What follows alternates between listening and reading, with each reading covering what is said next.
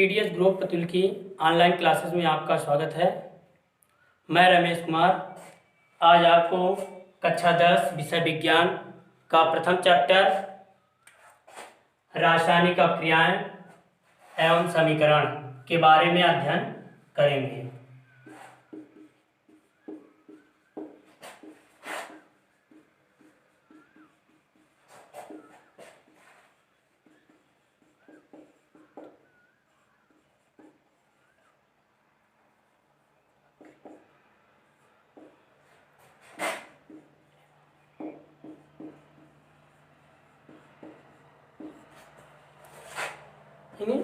Part 1 रासायनिक अपक्रियाएं एवं समीकरण, जिसमें प्रथम टॉपिक है रासायनिक अपक्रिया।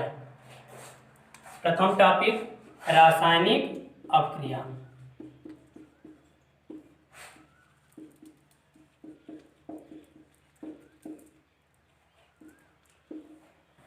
रासायनिक अपक्रिया के बारे में हम पढ़ेंगे, यानी रासायनिक अपक्रिया किसे कहते हैं। तो देखिए, रासायनिक अपक्रिया किसे कहते हैं? दो या दो से अधिक पदार्थ मिलकर एक या एक से अधिक नए गुणधर्म वाले रासायनिक पदार्थ का निर्माण करते हैं, तो इस क्रिया को हम रासायनिक अपक्रिया कहते हैं। यानी दो या दो से अधिक पदार्थ मिलकर एक या एक से अधिक नए गुणधर्म वाले पदार्थों का निर्माण करते हैं, तो इस क्रिया को हम रासायनिक अपक्रिया कहते हैं। दो या दो से अधिक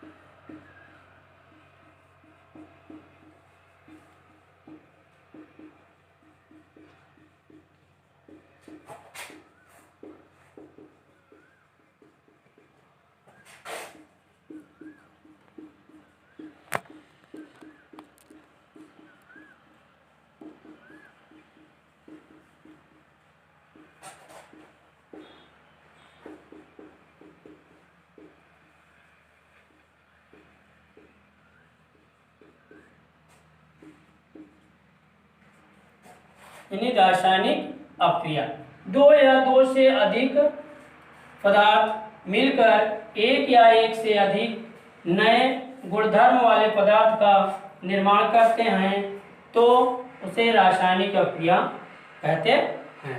यानी ये हुई रासायनिक अपक्रिया की परिभाषा।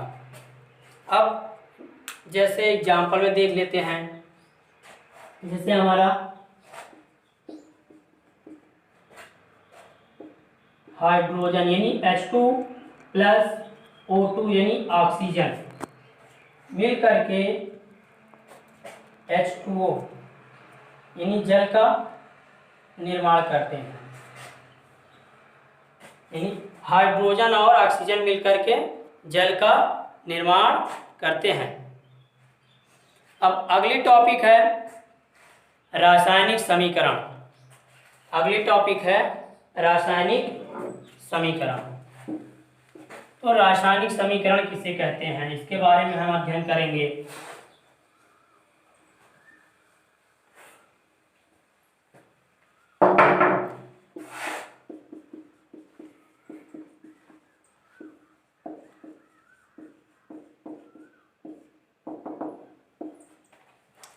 यानी रासायनिक समीकरण, रासायनिक अपक्रिया को रासायनिक समीकरण द्वारा निरूपित किया जाता है। यानी रासायनिक अपक्रिया को रासायनिक समीकरण द्वारा निरूपित किया जाता है।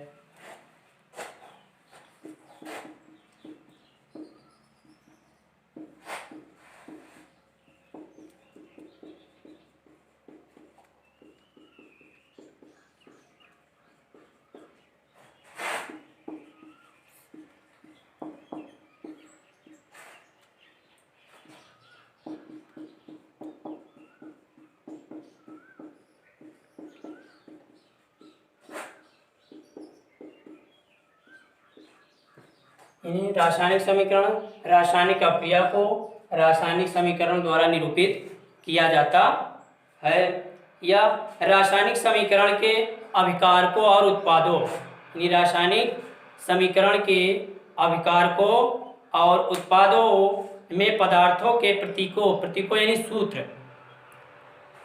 यानी सूत्र का प्रयोग किया जाता है। रासायनिक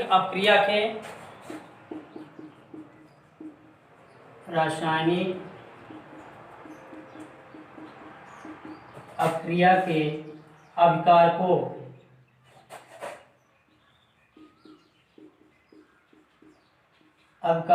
और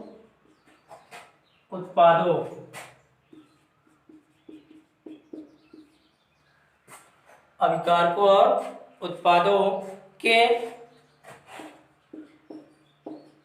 प्रतीकों यानी सूत्र का प्रयोग किया जाता है।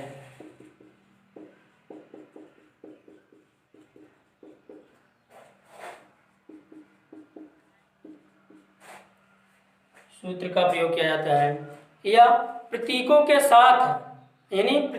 साथ उसकी भौतिक अवस्थाओं को भी दर्शाया जाता है।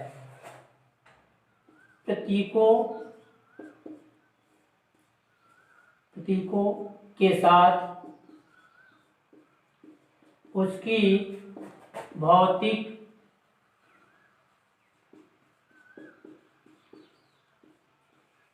अवस्थाओं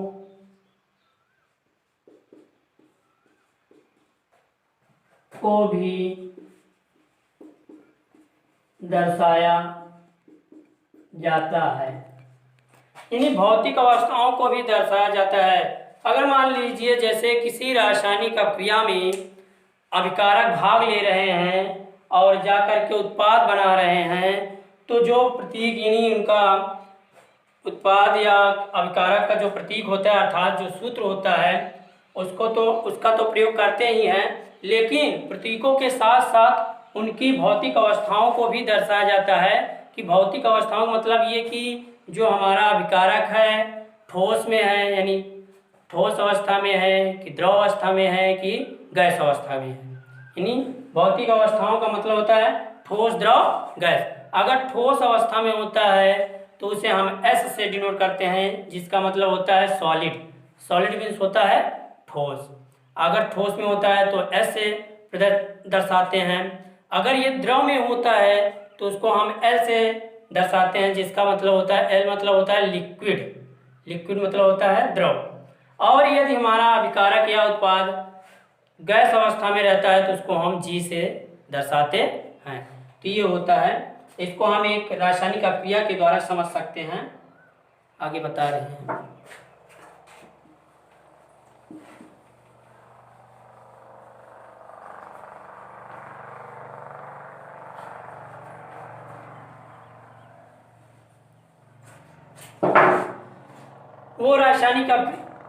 वो रासायनिक अपक्रिया इस प्रकार से है, जैसे हम Mg मतलब होता है मैग्नीशियम।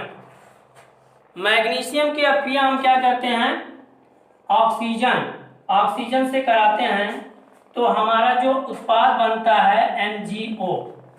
MgO मतलब क्या होता है, मैग्नीशियम ऑक्साइड। तो अब देखते हैं, ये तो हमारी अब रासायनिक समीकरण है, तो इसको हम भौतिक अवस्था यानी प्रतीकों यानी क्या कहते हैं, भौतिक अवस्थाओं के प्रतीकों को भी दर्शाते हैं। तो Mg क्या होता है हमारा, सॉलिड यानी ठोस है, तो इसको हम S से दर्शाएंगे। ऑक्सीजन हमारा क्या है, गैस, इसको हम G से दर्शाएंगे।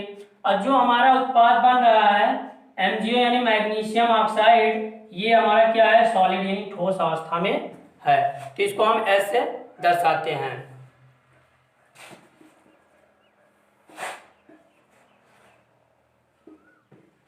तो ये हमारा समीकरण है, और ये समीकरण जो होता है हमारा रासायनिक समीकरण है।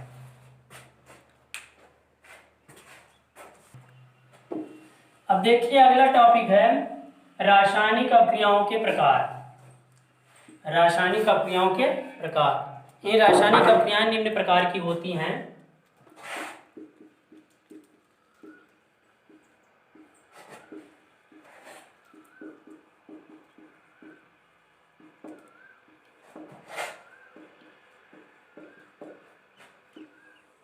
रासायनिक अपक्रियाओं के प्रकार। तो रासायनिक अपक्रियाएं निम्न प्रकार की होती हैं, जिनमें से फर्स्ट नंबर है अनुत्क्रमणीय अपक्रिया।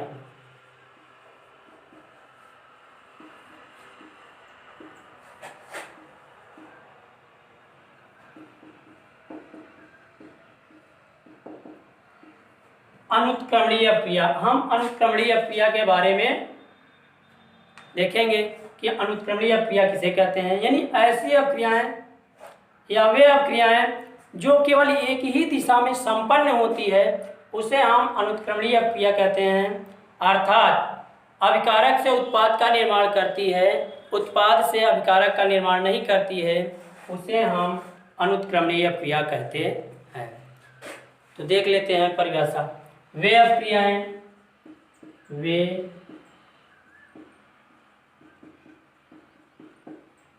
अपक्रियाएं जो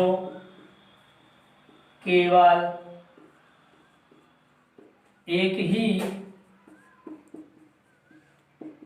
दिशा में संपन्न होती हैं,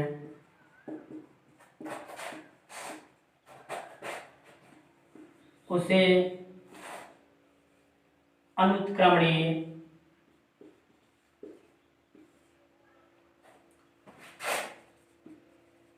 अपक्रिया कहते हैं। जैसे हम एग्जाम्पल देख लेते हैं। जैसे सोडियम है, सोडियम को हम जल के साथ अपक्रिया कराएंगे, सोडियम को जल के साथ अपक्रिया कराएंगे तो सोडियम जल के साथ अपक्रिया करके सोडियम हाइड्रोक्साइड तथा हाइड्रोजन गैस का निर्माण करता है। तो देख लेते हैं, सोडियम यानी सोडियम का प्रतीक यानी होता है, और इसकी अपक्रिया हम जल के साथ कराएंगे यानी H2O के साथ कराएंगे, तो ये जा कर के हमें यानी सोडियम हाइड्रोक्साइड NaOH और प्लस H2 यानी हाइड्रोजन गैस को देता है।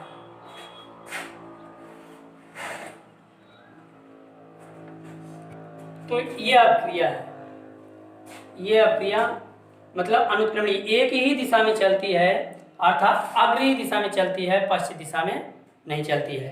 और एक अपक्रिया देख लेते हैं जिससे BaCl2 है, यानी BaCl2 बेरियम क्लोराइड और NaSO4 sodium sulphate, barium chloride और सोडियम सल्फेट की अपक्रिया कराते हैं तो बेरियम सल्फेट प्लस NaCl का उत्पाद बनाती है। तो BaCl2 plus Na2SO4 sodium sulphate, तो ये अपक्रिया BaSO4 प्लस NaCl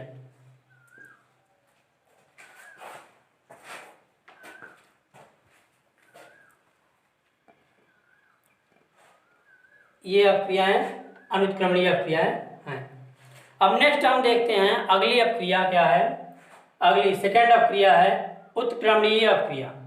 सेकंड अपक्रिया का नाम है उत्क्रमणीय अपक्रिया, यानी वे अपक्रियाएं जो अग्र और पश्च दोनों दिशाओं में चलती हैं, वे अपक्रियाएं जो अग्र और पश्च दोनों दिशाओं में चलती हैं उन्हें हम उत्क्रमणीय अपक्रिया कहते हैं। अर्थात अभिकारक से उत्पाद, उत्पाद से अभिकारक दोनों का निर्माण करती हैं, ये दोनों तरफ चलती हैं। तो देख लेते हैं उसको।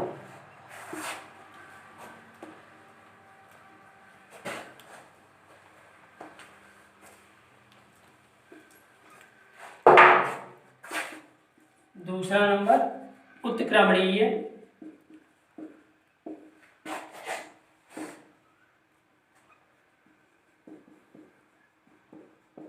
अपक्रिया,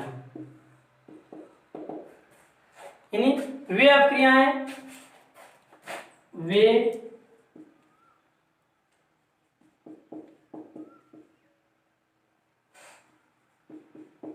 अपक्रियाएं जो दोनों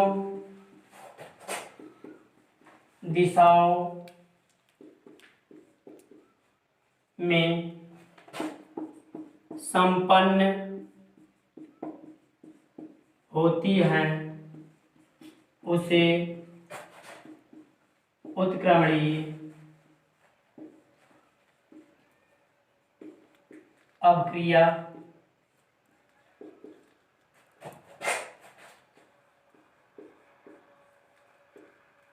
कहते हैं।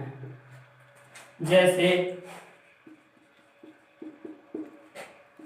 H2 यानी हाइड्रोजन प्लस I2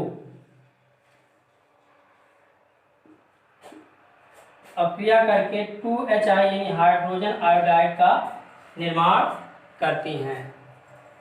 और अगला जैसे PCl5 फास्फोरस पेंटाक्लोराइड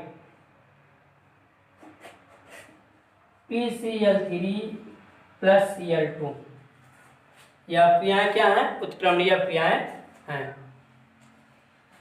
अब नेक्स्ट देखेंगे अगली अपक्रिया के बारे में। नेक्स्ट अपक्रिया है योगात्मक अपक्रिया। योगात्मक अपक्रिया यानी योगात्मक अपक्रियाएं अपने शब्दों से ही जानी जा रही। योगात्मक मतलब जिसमें क्या हो? योग हो, जिसमें योग हो, यानी वे अपक्रियाएं जिनमें दो या दो से अधिक पदार्थ संयोग करके केवल एक पदार्थ का निर्माण करते हैं या फिर केवल एक पदार्थ बनाते हैं, उसे योगात्मक अपक्रिया कहते हैं। तो देख लेते हैं।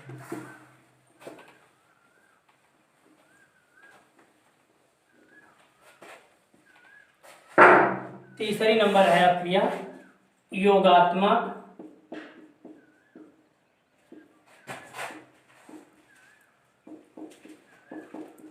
अपक्रिया। यानी योगात्मक अपक्रिया हम किसे कहते हैं?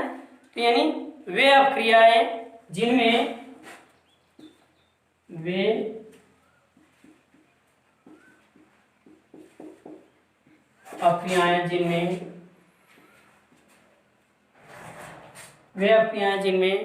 दो या दो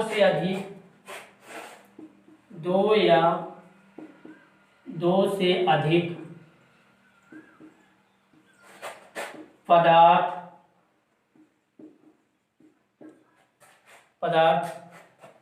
मिलकर संयोग करके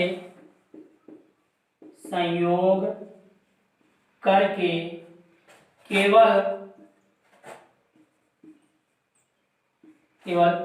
एक पदार्थ बनाते हैं, उसे योगात्मक अपक्रिया कहते हैं।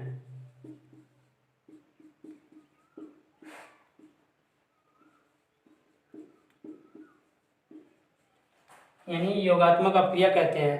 योगात्मक अपक्रिया वे अपक्रियाएं जिनमें दो या दो से अधिक पदार्थ संयोग करके केवल एक पदार्थ बनाते हैं, उसे योगात्मक अपक्रिया कहते हैं।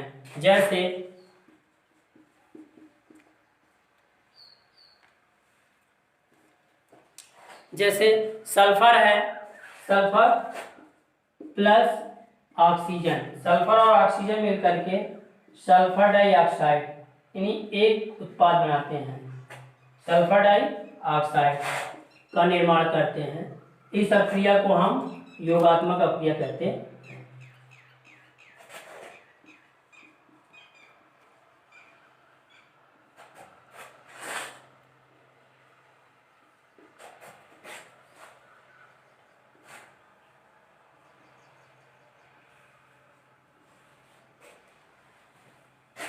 नेक्स्ट अपक्रिया है चौथी प्रतिस्थापन अपक्रिया। प्रतिस्थापन अपक्रिया यानी प्रतिस्थापन से ही पता चल रहा है कि यानी वे अपक्रियाएं जिनमें किसी यौगिक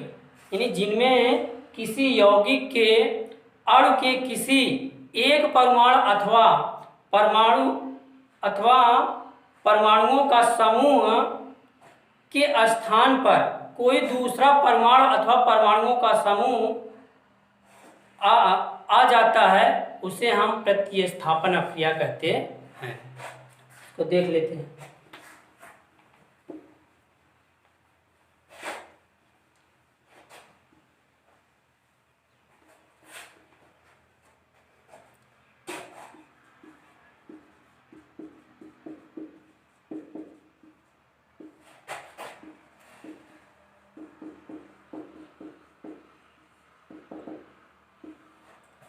प्रतिस्थापन अपक्रिया, यानी वे अपक्रियाएं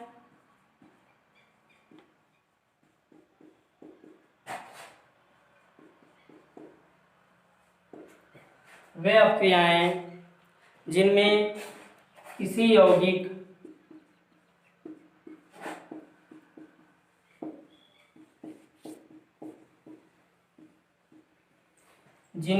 यौगिक के अणु के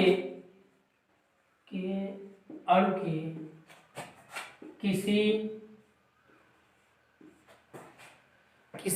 एक परमाणु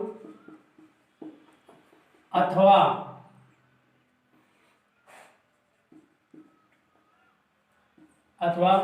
परमाणुओं का समूह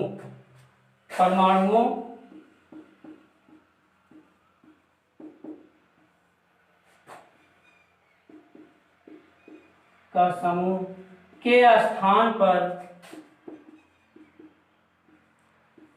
पर कोई दूसरा परमाणु अथवा परमाणुओं का समूह आ सकता है, उसे योगात्मक अपक्रिया कहते हैं। उसे प्रतिस्थापन अपक्रिया कहते हैं।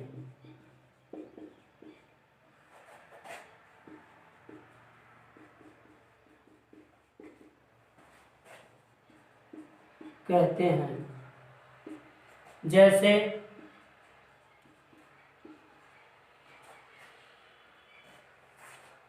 Copper sulphate